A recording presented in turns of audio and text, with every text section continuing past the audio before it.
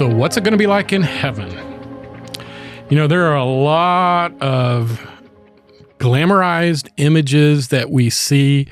Songs. When I was growing up, one of those popular gospel songs was "I've Got a Mansion." Oh, just over the hillside in that bright land where we'll never grow old. Yeah. Ira Stanfield is the one who wrote that great classic. I played. It was my first piano solo in my church when I was like 8 years, 9, 10 years old. Yeah. I bet your parents were so proud. Oh, they were so proud. They were so proud of little Danny. But then I was just devastated when I actually got old enough to study the Bible and realized that the word in the English, the King James English, mansion simply means house, place to live. Yeah. Yeah, dwelling place. Dwelling place. Yeah. That's it. There's no promise that I'm going to be living like the Beverly Hillbillies. So in my mind, that's what I had. This actually makes so much more sense to me intuitively, just knowing that. I never knew that. And it's like, that makes more sense to me that heaven is not about mansions. Yeah, that but makes more sense to me. So I start saying, well, what is a dwelling place? And then I start thinking these science fiction movies where you walk into this giant room and it's like a honeycomb and everybody's got a little tube that, I don't know what it's going to be like. I think it's going to be good, but I don't. But probably not that. At the same time, I don't think I'm going to be living in Barbara Streisand's old. I saw a picture of that this week. Okay, she's got. Most people don't know who Barbara Streisand is. They don't know who Barbara Streisand is. No, I think. Well, that's a good thing. They might have heard of the internet law that's been named after her. The Barbara Streisand effect is a thing that young people reference all the time. Dan. I mean, you're really dating yourself. I mean, I know who Barbara Streisand is, but I'm 48. She's one of Hollywood's most obnoxious liberals. But anyway, she got a beautiful house on a cliff in Malibu, and I happened to see a picture of it for some odd reason. Is she still alive? Yeah, she's married to James Brolin. Remember James Brolin? I know James Brolin, yeah. But you don't remember his dear wife, Barbara. I know who she is. I'm just saying, I would bet that I would say half of our audience has no idea who Barbara Streisand is. Everybody write Ben an email this week at brudolph@lifecharlotte.com and send him a picture of Barbara. Barbra. No, I don't want a picture of Barbara Streisand. I know who she looks like. She's not an attractive woman. No, I know that. So a long time ago, a particularly unflattering picture of Barbara Streisand came also a regular out, picture. And she tried so hard. Yeah. And she tried so hard to get it removed, like no one have this, that it had the opposite effect. And it got posted on everywhere because everyone was talking about the story. And now that is called the Barbara Streisand effect. It happens when people who are wanting to crush something and it goes viral. Story, and this is why I love having Josh as executive producer, because he has trivia. That's the kind of information that I will always treasure and cling to. The only reason young people know who Barbara Streisand is because that comes up on Reddit all the time. I'm going to use that in the future, which has absolutely nothing to do with our topic of today, which is how do we go from heaven to Barbara Streisand? It's Dan and Ben and Josh. Dan brought up Barbara Streisand because he's old. That's you just couldn't let it lie, could you? No, you had Dan's using another archaic boomer illustration. Could we not use another more modern illustration? Okay, Taylor Swift. Sure. Okay, Taylor Swift. That's way more relatable today. And that's going to put me on a rant about how she has wrecked the Kansas City Chiefs. No, let's not. There's too much Taylor Swift stuff in the news politics Any Taylor Swift stuff is too much. I don't want the emails but about Taylor Swift. I posted a snarky little comment on my Facebook, and I had friends don't you be talking about Taylor that way.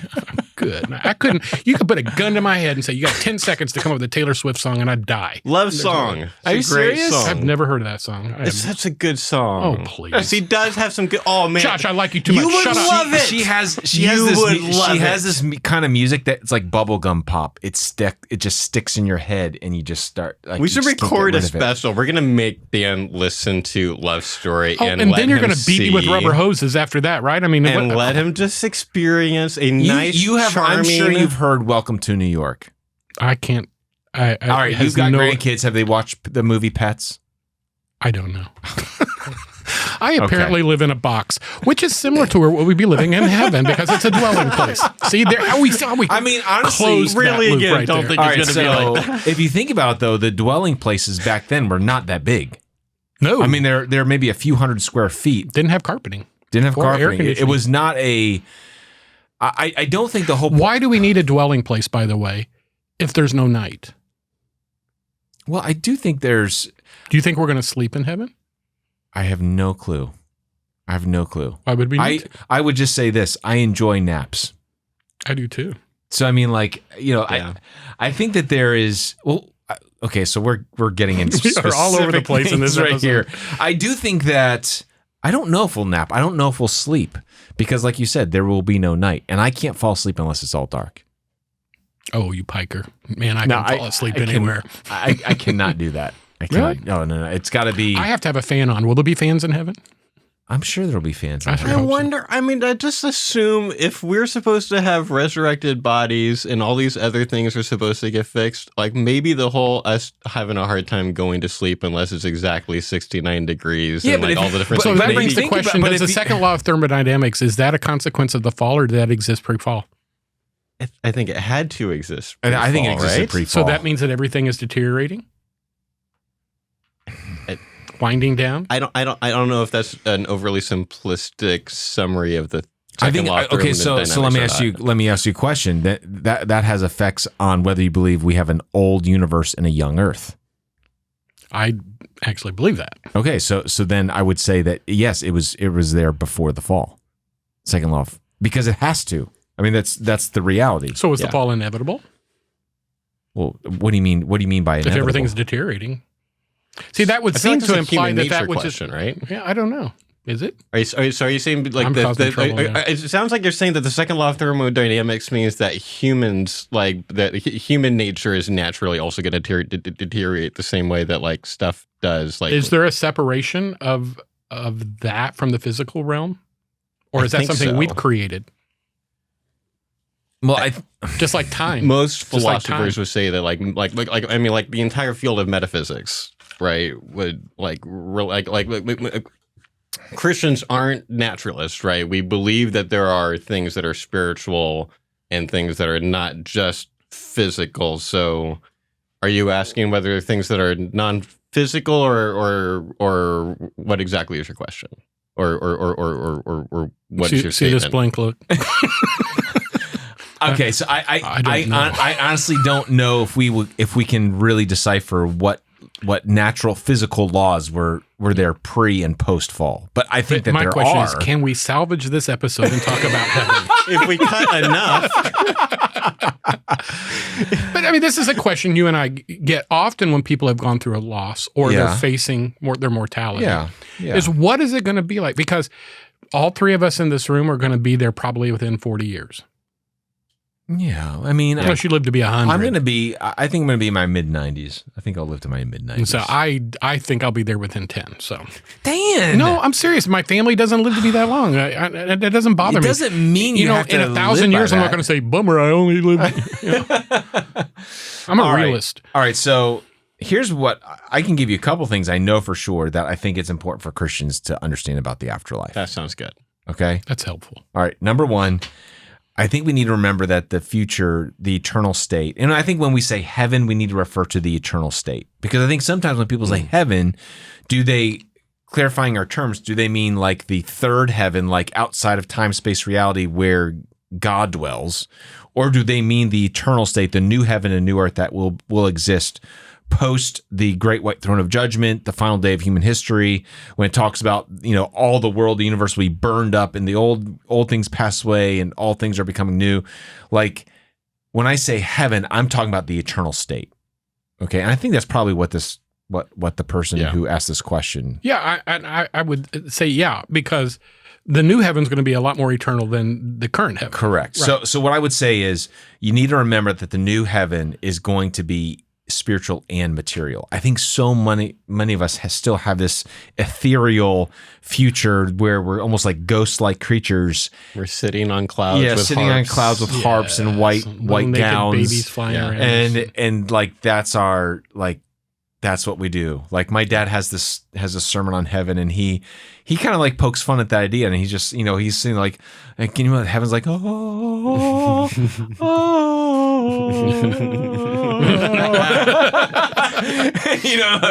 like how much longer am I gonna have to do this? And it's like, no, it's actually a material world. I mean, there's a new earth, and so I think all of the things that are on this earth is a shadow of what will be in the future.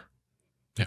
So I think we are going to the world that God is, the new earth that God will create will be of such amazing splendor, beauty, animals, creation, mountains, seas, like all of that kind of stuff. So I think like, and I know someone's like, wait a second, I thought there was supposed to be no sea, right? Remember, because it says that. But what I believe that's an interpretation is there's not a salt water. I think everything's gonna be fresh water. So that's what I believe. I believe there will be bodies of water in heaven. I just don't believe it will be. Yeah, well, where would the rivers flow to or from if there were not bodies of water? Yeah, well, yeah, exactly. We know there's a river flowing out. So anyways, I believe there's bodies of water. I think it's. So I think the first thing you've got to remember, it's a physical and a material, or a physical and a spiritual world. So it's not purely spiritual, because a lot of religions teach a purely spiritual afterlife, right? And so I think we still don't understand what the culmination of the both physical and spiritual looks like. But God doesn't just get away from the physical; He renews the physical. One of the reassuring things that we find about heaven that I personally find reassuring is there's going to be something for us to do. Yeah, we're going to worship, but we're also going to serve. Yeah. Now, what that service is it solely spoken and like exclusively a true for God? workaholic. Yeah. No, seriously. I'm serious. I like to work, but I mean, creation implies intention. You're created for a reason. Yeah. Well, even if that creation intention was purely to worship God, there would be fulfillment in that. But we don't know what service means. We don't know if there'll be a need for a hierarchical governing. Well, we kind of believe that there already is. there in heaven with a... Yeah, but think about the parable of the talents. He says the whole idea is you took care of this much, now you're going to get, this much in the afterlife. So there's this idea of responsibility and reward there's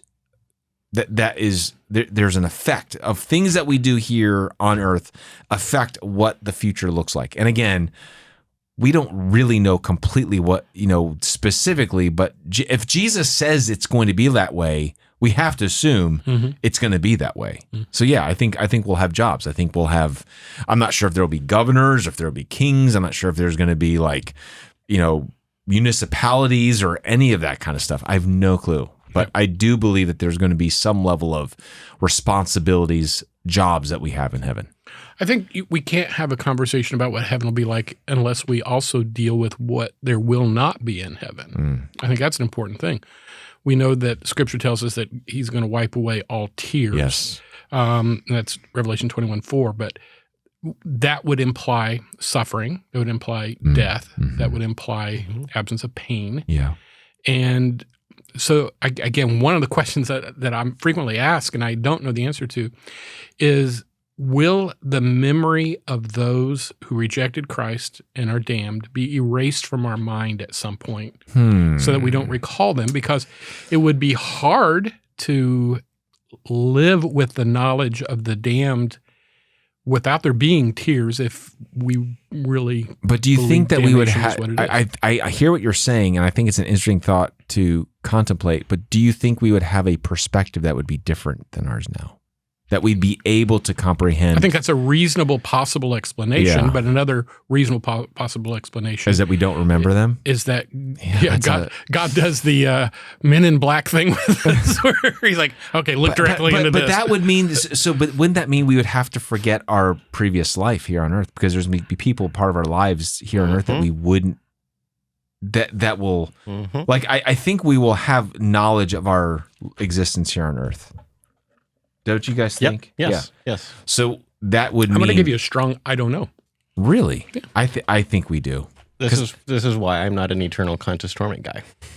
An eternal what? Eternal Contus Torment. This is why I don't. Are you an annihilationist? I think I don't know whether in the end it's going to be something more like annihilationism. I would say even like a hopeful universalist, but probably not. But I am not at this point an eternal Contus Torment guy. I think more welcome likely. to Life Talks, where our executive producer is a heretic, or a heterodox at least. There are a lot of Christians who don't believe that hell is an eternal Contus Torment place. Because that's part of why is it doesn't make a lot of sense to me to think that I would have knowledge of people that I love right now. Like a dear friend last year that I've spent more time evangelizing than anyone else who what's the more politically correct way to say it right now? He lost his own life as a result of suicide. Like, I have no good reason to think that guy's in heaven, and I also don't think I'm going to forget about him. I think I think the idea of there being a judgment, that God does a judgment, and then their soul being annihilated would make more sense of why it'd be easier for everyone in heaven to go on and move forward. Okay. There's a lot of arguments against that. Yeah. There's a lot of Christians who disagree. I know. But I love conversations like, annihilationism and various eschatological subjects. I hold those so very, very loosely, as in fun conversations, but not necessary for me in the working out of my salvation. Yeah. They're non-essentials. Yeah, and so because I think so. This gives me another example of what we'll be like in heaven. We will be like Jesus, right? The Bible's very clear that the idea of glorification is what the Scripture calls it, and so I think all of those things, whether it's our perspective of hell or our perspective of pain and suffering, our perspective of even our own lives, I think our minds are we will have completely the mind of Christ, and we will be able to see things in a way that would, for whatever reason, our limitations here on this earth where we could not comprehend certain things, we will be able to say, oh, I get that now.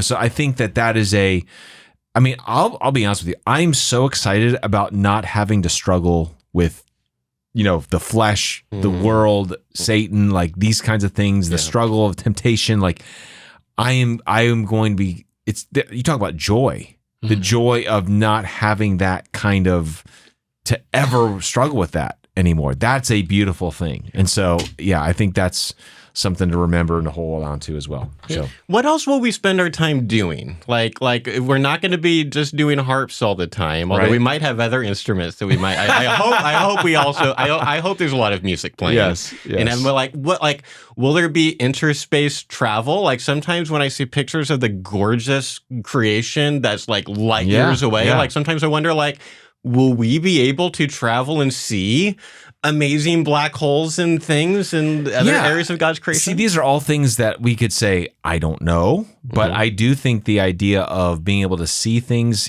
I'm even wondering, will God give us the ability to kind of like almost time travel in a way to go back and see certain events in the Bible? I think about that. You know what I mean? Like to be on the shore of, where the Red Sea was parted, or, just see some of these things. Like, will we be able to go back and experience things? But you said something, Josh, I think is really fascinating. Yeah.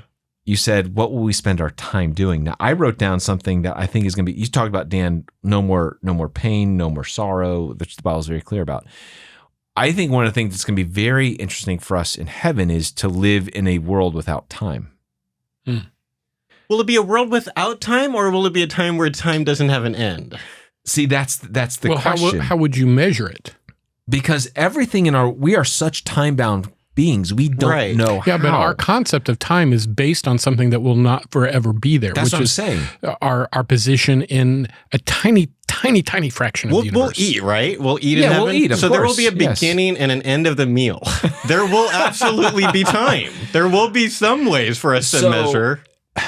But will we be aware of it? Like, that's my could a question. meal last 1,000 years? Like we might not care about clocks all the time. Have you seen Interstellar? Yes, it's amazing. I love Interstellar. Yeah. So that's why. But see, this is where I fall off the wagon with the literal 24-hour days of creation. I don't necessarily fall off the wagon, but I believe that it raises a question: does God measure time the way we do, and is it not Earth-centric for us to insist that 24 hours is the only measurement of time that exists in the universe? Right. Sure. Which we know it doesn't, because the Bible literally says a year is like 1,000 years. Yeah. Yes, I that's one of the things for us. I think that's probably going to be the greatest, I'd say, adjustment, but one of the greatest differences, because we measure everything with time, right? We talk about these. I mean, from slave to time. I mean, it's all. Liz and I were making this comparison. When you talk to someone in Europe, they always talk about, that's 200 meters or kilometers or whatever. They talk about distance. Americans, whenever we talk about, like, we always talk about, it takes 15 minutes to do that. Takes 30 minutes to do that. Takes an hour to do that. Like, we are always measuring whether it's distances or things, is always time. How far away, people are like Traverse City. How far away is Traverse City? Oh, it's about a 13-hour drive. Yeah. Like that is something that we're always consciously aware of. Isn't that interesting? And I see it, and I kind of envision us being freed from that. It wouldn't be surprising to me at all, based on how many people from various cultures have looked at like modern Americans and been like, this doesn't seem super healthy. Like it seems yeah, we'll be less plugged for like, oh, we have to be somewhere right now. I think there will still be time. There will be like, if we're going to do this, we're going to also praise God sometimes, right? We're also going to be in community sometimes. There will have to be. And this is where I come down on this whole topic is, I mean, we've spent 20 minutes already talking about this. We're just scratching the surface. Yeah, I mean, it's very unsatisfying because I'd like to be able to say, well, it's going to be like this and you're going to expect that. Well, but I mean, if you hadn't talked about Barbara Streisand like in the episode. But in as much as I would not expect my lovely dog, Bo, to try to explain to me quantum physics, I think our attempt to explain what eternity in heaven is going to be like is like asking Bo to explain quantum physics. We're just not even capable of it. And I think when it comes to that, this is where our faith has to kick in. God has told us it's going to be great. He told us it is going to be a joy-filled place. It's a place where He is ever present. It's a place where we will not have some of the burdensome things about our current existence. But Bo, bless your heart, you just aren't prepared to be able to discuss everything I've got in store for you. You're going to have to wait. And I think that's what God has basically, I'm going to give you a taste. I'm going to give you a little bit to make you desire it and want it and know that I've got great things. But in the end, you're going to have to wait and see. Yeah. And you better make sure you're going. So I read a really wonderful chapter this week from one of my favorite Christian apologists that is literally on this topic of like responding to the people that are like, heaven sounds like it would be so boring if it's so long. And he says something I never thought about, but it really stuck with me. I think it would stick with everyone. Think about how much we like to drink coffee. Like unless you're a tea person or whatever, but like, for people like me, like my wife, I have a routine. Every morning, the first thing I do is I make my wife coffee. It's like the best way that I can love her, and I can't wait to have my coffee. He was like, why should we not think that we would like to do that every day for the rest of eternity? Like, why would that necessarily get old? Maybe routines like that and napping or whatever. Maybe farming. That's a comforting thing. Yes. Maybe not farming. I mean, I think like farming. I think the things that the joys and pleasures of this world are merely an appetizer to the joys and pleasures of the next. That's a great way of putting it. So I think that's, if I could summarize everything, and the best part about it really, and I can't believe we haven't gotten to this, God dwells with man. Yeah. That ultimately summarizes what heaven is. Right. God dwelling He'll with no man. longer seem distant. No. He will be present and more real than we can possibly imagine. So, anyways. And with that, our time is up. Yep. We appreciate you listening to us here at Life Talks. Again, continue to send us your ideas for future episodes. Like us on Facebook, Twitter, Instagram, you name it. You like us, share us, please do that. And until next time, thanks for joining us here at Life Talks.